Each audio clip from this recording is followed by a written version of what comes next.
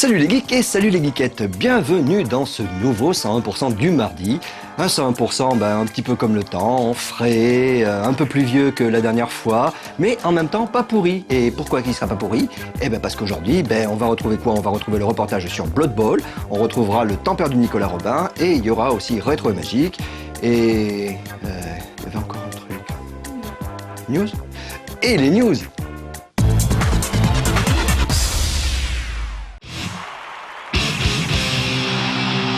Activision ne lésine pas sur les moyens pour assurer la promotion de l'une de ses séries phares, Guitar Hero. Tout au long de l'été, 6 grands festivals musicaux accueilleront le public pour leur permettre d'essayer gratuitement le jeu sur des bornes spécialement installées pour l'occasion. Les événements en question sont Solidays et Rock en scène à Paris, le Main Square Festival à Arras, les Francopholies à La Rochelle et les Vieilles Charrues à Carhaix. Enfin, au cours de la fête de la musique à Bagatelle dans la capitale, il sera possible en prime de découvrir en avant-première le prochain épisode Guitar Hero, baptisé Greatest Hits.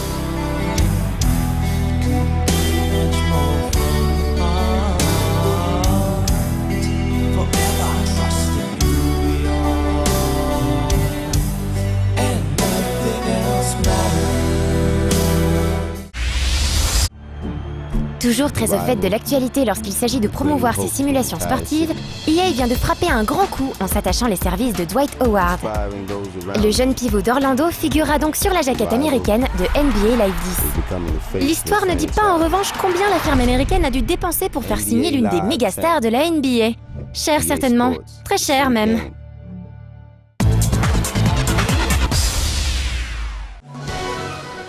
l'E-Cube a été l'occasion pour Namco Bandai Games d'exposer leurs 2 prochains titres Dragon Ball en développement sur Wii, Xbox 360 et PS3. Pour rappel, Revenge of Piccolo, prévu pour la fin de l'année sur la machine de salon de Nintendo, revient sur l'enfance de Goku et plus particulièrement sur ses combats contre l'armée du ruban rouge et Piccolo. Il s'agit d'un jeu d'aventure-action qui offrira de nombreux combats, mais également un nombre conséquent de phases de plateforme. Cet épisode reprend aussi une bonne partie des mécaniques aperçues dans Dragon Ball Origins sur DS, avec par exemple l'activation de mécanismes. On espère en tout cas que Revenge of Piccolo sera plus soigné que son aîné sur portable. Oubliez le très décevant Burst Limit développé par Dims. Namco a cette fois confié son nouveau DBZ Next Gen à Spike, responsable des excellents Budokai Tenkaichi sur PS2. De quoi être rassuré quant à la qualité future du jeu. Les développeurs japonais se sont en tout cas attelés à faire de ce Raging Blast un digne successeur des Tenkaichi. Environnement très vaste, interaction poussée avec les décors, gameplay intuitif, tous les ingrédients semblent réunis pour que l'on ait enfin droit à un titre DBZ potable sur console HD. D'autant que près de 80 personnages seront proposés, ce qui sera toujours mieux que la petite vingtaine disponible dans Burst Limit.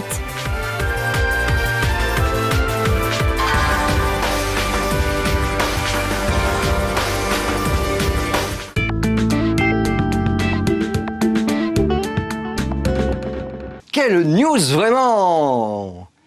Bah ouais, vraiment, c'est vrai que d'habitude je les trouve excellentes les news, mais je sais pas, aujourd'hui, je trouvais un petit peu en dessous quand même. Hein.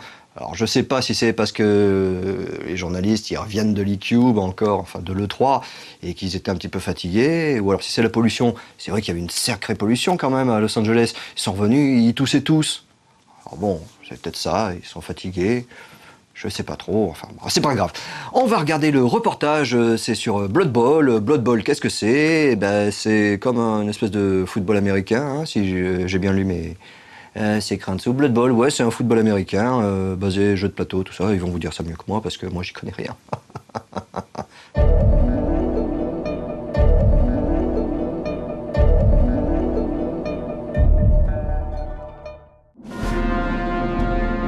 Il y a quelques semaines, nous étions allés à la rencontre du studio français Cyanide pour parler de Dungeon Party.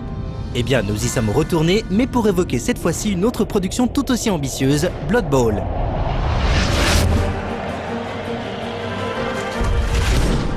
Avant d'être un jeu vidéo, Blood Bowl est avant tout un jeu de plateau imaginé par Jervis Johnson et édité par la compagnie Games Workshop en 1987.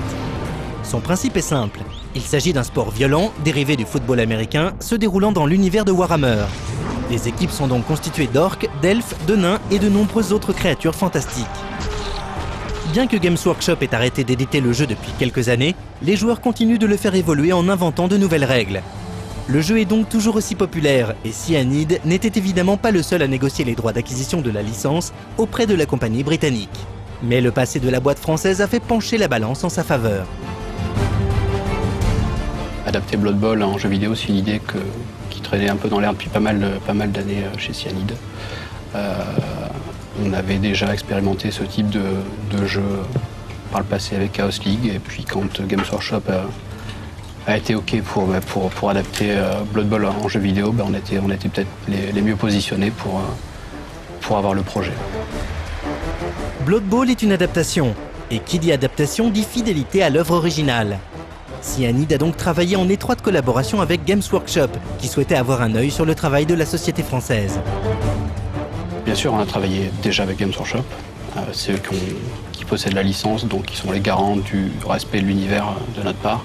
Donc on a beaucoup bossé avec eux, notamment pour définir l'aspect visuel qu'on devait donner au jeu. Pour retranscrire au mieux un univers déjà existant, il a fallu qu'on aille chercher un peu à droite à gauche sur tout ce qui avait été déjà fait auparavant, c'est-à-dire figurines, illustrations, tout ce qui était qui avait déjà été créé par le jeu de plateau, plus aussi tout ce qui a été fait un peu en dehors par les fans, pour voir un peu comment l'univers vivait en dehors aussi du jeu pur, quoi.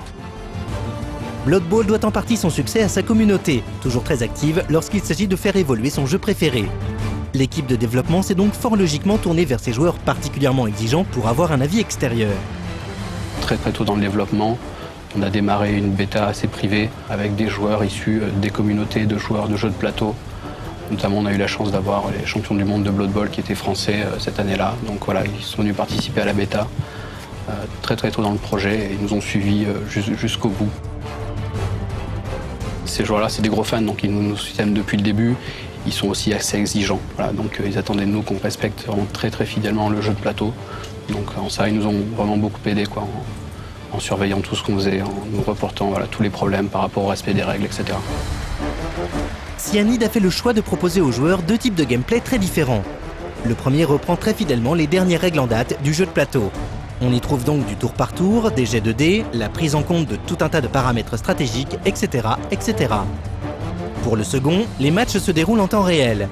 Plus accessible, plus proche d'un jeu de sport classique, ce gameplay permet à tout le monde de s'essayer à Blood Bowl sans connaître l'univers de base. Si les contraintes au niveau visuel étaient assez nombreuses, Cyanide a donc eu une liberté quasi totale quant à la plupart de ses choix de game design. On était assez libre quant au type d'adaptation qu'on voulait faire, le type de jeu, que ce soit très arcade ou plutôt stratégique comme on a choisi, on était assez libre de ce côté-là.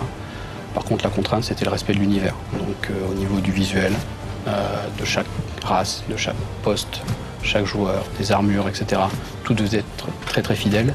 Et à partir du moment où on avait fait le choix de faire une adaptation fidèle, au niveau des règles, le respect des règles, c'est quelque chose qu'on a suivi depuis le début et qu'on s'est efforcé de faire. Bien évidemment, toute la partie graphique du jeu a été l'objet d'une attention particulière de la part des développeurs. Attendu au tournant par la communauté, guidé par un éditeur veillant scrupuleusement à l'adaptation de sa licence, le travail de Cyanide était loin d'être évident. L'équipe a donc dû s'y reprendre à plusieurs fois avant d'obtenir le résultat que l'on a sous nos yeux aujourd'hui.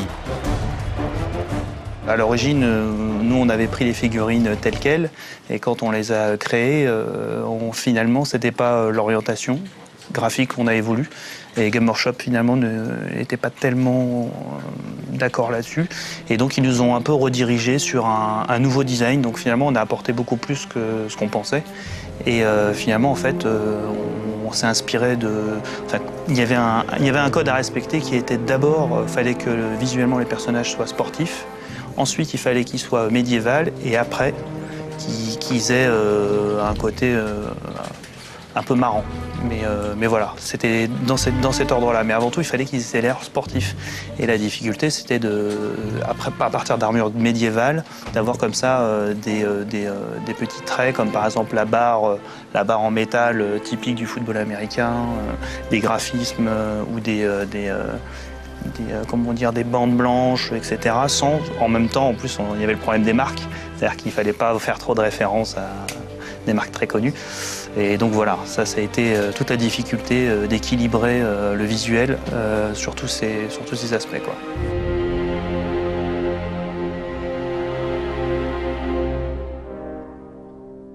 Pour les environnements, il a fallu, oui, on s'est beaucoup inspiré de Warhammer puisque l'univers est un univers dérivé de ça, mais oui, il a fallu, bon, on a été sur des salons, on a regardé les maquettes, bon, moi j'ai tous les bouquins de Warhammer, on a regardé beaucoup les illustrations, moi en plus j'avais déjà fait du RPG de Warhammer et je joue aussi à Warhammer Online, donc voilà, j'avais tout un tas déjà de background qui m'a permis, moi j'étais déjà à l'aise dedans, donc j'ai pas trop eu de recherche à faire, c'est parti quasiment tout de suite, quoi.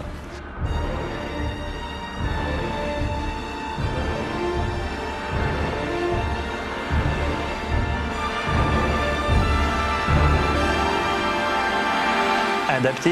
Ouais, il y a des races qui ont été, c'était un enfer. Il y a alors les elfes des bois, ça a été très dur parce que ils sont un peu raffinés. Et puis nous, nous on a un peu un côté bourrin. On aime bien un peu les mecs costauds. Donc les elfes, ouais, ça a été délicat parce qu'il fallait qu'ils soient gracieux, habiles, agiles. Et en même temps, c'est une équipe super connue que beaucoup de joueurs jouent, quoi.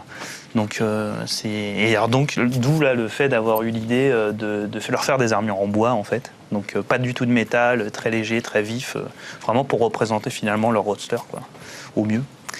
Et sinon, l'autre qui a été difficile à faire, c'est les chaos. Mais les chaos parce qu'ils ont des mutations, en fait. Et les mutations, nous, on voulait absolument les représenter graphiquement parce que c'est l'une des seules compétences qui a un retour visuel instantané, quoi.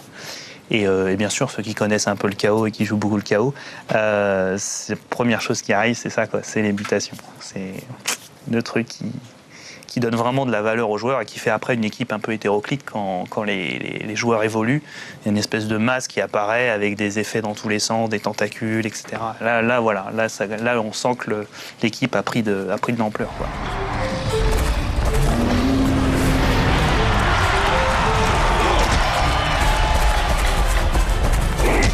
Les orques, c'est passé sans problème, sans trop de problèmes, même s'il y a eu des petits trucs, notamment par exemple pas de tétons, les orques, donc il y a ce genre de choses à faire super gaffe, que nous on n'était pas trop au courant, et il y avait aussi un peu la teinte de peau qui était respectée, puisque plus les orques sont forts, plus leur teinte de peau est noire, et ainsi de suite, donc d'où les orques noirs qui ont une peau très, très mate, très sombre.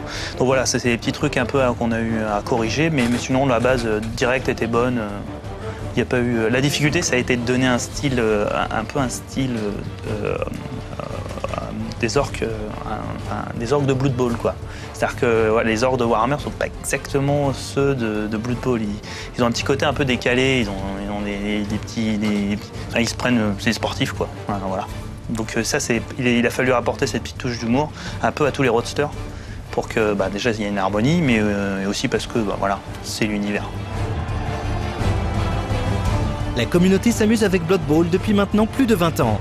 On peut donc se demander ce que peut lui apporter le jeu vidéo par rapport à l'expérience unique proposée par le jeu de plateau. Le jeu vidéo permet justement d'automatiser pas mal de choses par rapport au jeu plateau. On est obligé vraiment de penser à toutes les règles, de consulter éventuellement son bouquin si on ne connaît pas bien. Au niveau du jeu vidéo, déjà on automatise tout ce qu'on peut. Donc quand il n'y a pas d'interaction, quand il n'y a pas de choix à faire par le joueur au niveau des jets de dés, on automatise, ça se déroule tout seul. Les actions sont affichées, mais tout se passe automatiquement. Par contre, dès que le joueur a à faire un choix, là effectivement, on lui demande, mais en même temps, on lui précise, voilà, sur tel jet de dés, il y a tel choix à faire, telles compétences peuvent agir. Donc on le guide quand même, on lui montre que ce qui est pertinent à chaque fois. Donc vraiment, on filtre les informations à sa place. Donc on simplifie vraiment le processus au niveau du jeu. Ça, c'est un des intérêts.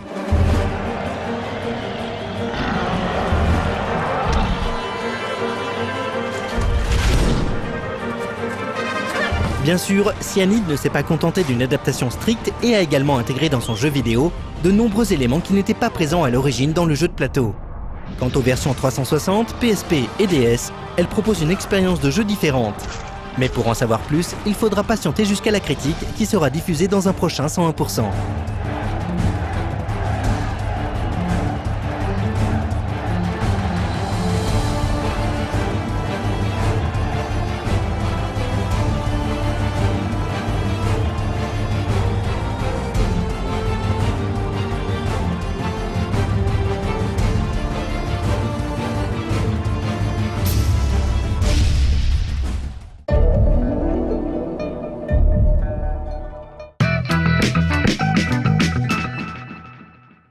Ben oui, hein, comme quoi, a priori, c'est pas parce que les news de Pierre-Alex étaient pas top que son reportage sur Blood Bowl était vraiment pourri. C'est vrai qu'il a fait mieux, mais bon, en même temps, je l'ai encore entendu, il arrêtait pas de tousser, c'est incroyable ça. Je me demande vraiment s'il va pas falloir qu'il aille voir un docteur parce que commence à me faire du souci. Mais c'est pas très grave, puisque de toute façon, dans la joie et la bonne humeur, on va retrouver le temps perdu de Nicolas Robin. Nicolas Robin, qui d'ailleurs, lui aussi, je sais pas, depuis qu'il a fait la bise à Pierre-Alex, il tousse. C'est bizarre. Ouais. Ou alors c'est parce qu'il revient du Japon. Enfin, c'est pas grave, on va voir ce qu'il nous a ramené dans son temps perdu. Ben oui, qu'est-ce qu'il a ramené dans son temps perdu? Ça, quel jeu a-t-il ramené? On va voir tout de suite. Bonjour, c'est bon, vous avez vos billets, vous pouvez partir en vacances. Maintenant, reste à savoir comment vous allez bien pouvoir vous nourrir sur place. Alors que faire durant vos heures supplémentaires? Bienvenue dans Temps perdu. Moi, j'aime bien les décalages temporels. Vivre un truc à une époque tout en ayant la possibilité de faire des trucs dans une autre. Et les jeux vidéo pour ça, c'est l'outil idéal. Regardez par exemple avec Headspin Storybook. Je peux me plonger littéralement dans un autre univers. Alors ok, il ne s'agit que de trouver les différences entre deux parties d'un livre d'images. Mais avouez que le style fait quand même très moyenâgeux. Les petites chaumières, les jolis drapeaux, tout ça quoi.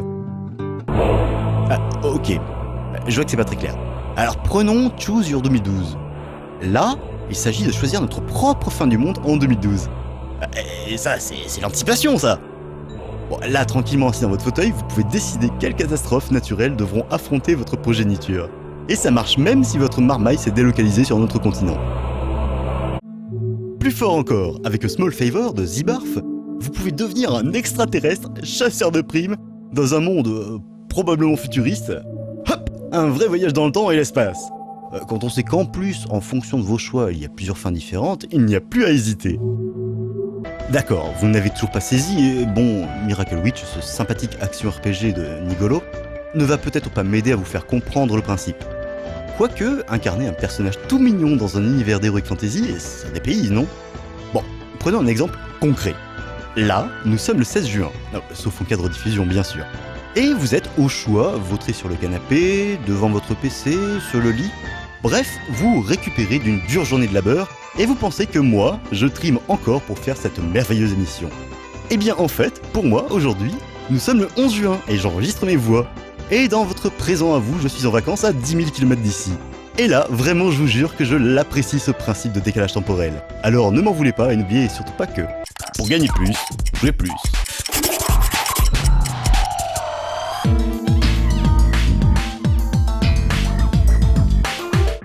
Parce que c'est vrai que si on y réfléchit bien, Julien Pirou, lui aussi, hein, depuis quelque temps, je sais pas, il a tout maigri, il est tout palichon. Je me demande vraiment s'il tiendra jusqu'à la fin de la saison. Et pourtant, c'est dans quoi? C'est dans un mois. Vraiment, je sais pas si je devrais pas présenter avec un petit masque. Enfin, prendre la précaution, quoi. Me laver les mains. C'est vrai que ça fout un peu la trouille. En plus, depuis qu'il est revenu d'Afrique, il commence à cracher du sang partout. Bon, quoi? C'est le rétro magique. En espérant qu'il tienne jusqu'à la fin. Tout de suite, des images effrayante.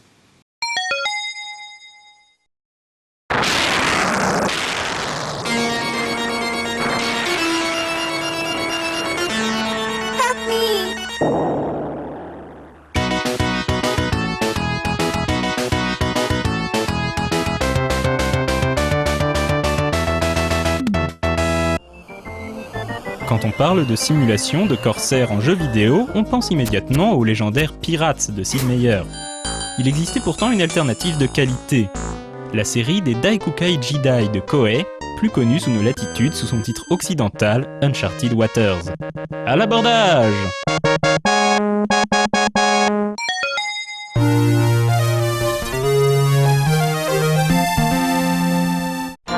Daikukai Jidai désigne au Japon la période des grandes expéditions entre le XVe et le XVIIe siècle. C'était également l'âge d'or des flibustiers, boucaniers, corsaires et pirates.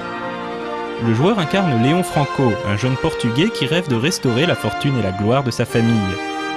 Après la disparition de son père lors d'un voyage, Léon se retrouve à la tête de l'entreprise familiale et va devoir la faire fructifier en affrétant des navires et en convoyant des marchandises dans des mers dangereuses, tout en gardant une oreille attentive à tout indice sur ce qu'il est advenu de son père. Le jeu se déroule en 2 temps. Premièrement, une phase à terre, lorsque le joueur mouille dans un des nombreux ports du jeu. C'est l'occasion de marchander sa cargaison, recruter des hommes d'équipage et acheter de nouveaux navires. La seconde phase se déroule en mer et demandera au joueur de fixer le cap du navire pour atteindre la destination avant de se retrouver à court de vivres et d'eau. Léon possède des stats comme un personnage de RPG et ceux-ci seront mis à contribution lors des batailles navales. A noter que la soundtrack du jeu était composée par une certaine Kano Yoko.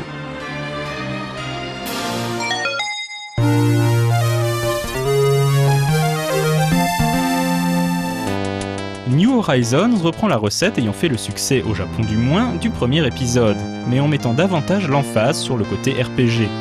Cette fois-ci, le joueur pourra choisir son avatar parmi 6 personnages aux compétences bien distinctes.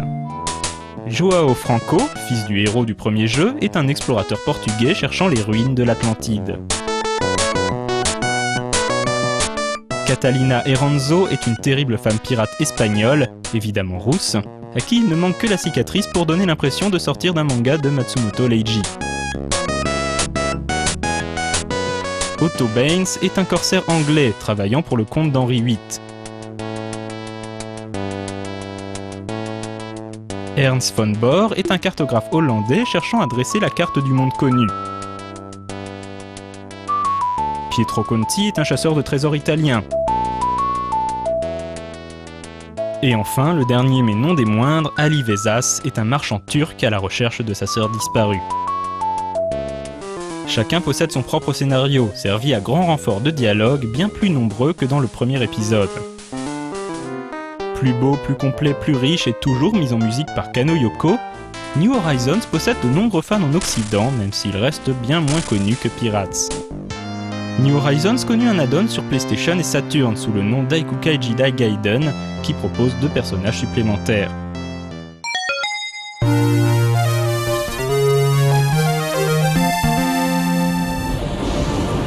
La série des Daikukai Jidai se poursuivit au Japon, mais les épisodes qui suivirent ne connurent pas de sortie en dehors de l'archipel. Daikukai Jidai 3 Costa del Sol proposait quelques idées intéressantes, comme la possibilité de faire des enfants pour continuer l'aventure après la mort de son personnage, ou la nécessité d'avoir des traducteurs à bord pour comprendre les différentes langues du jeu. Il fut suivi par Daikukai Jidai 4 Porto Estado, qui lui-même fut porté sur PSP et DS sous le titre Rota Nova. Enfin, signalons l'existence de Daikukai Jidai Online, un MMORPG dans l'univers d'Uncharted Waters, qui malheureusement est lui aussi exclusivement en langue japonaise.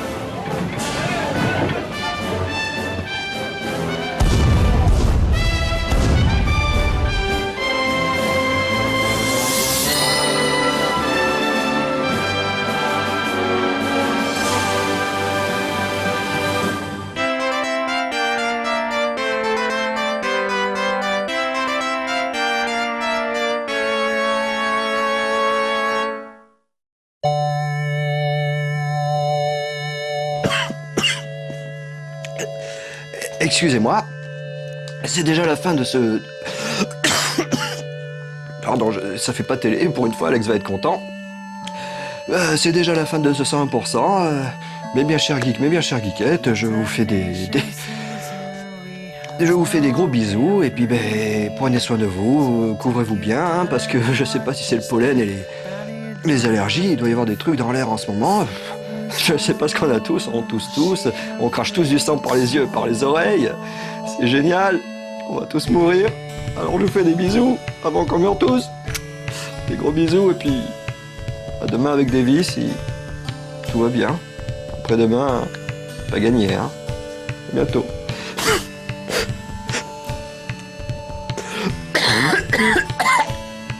Des bisous.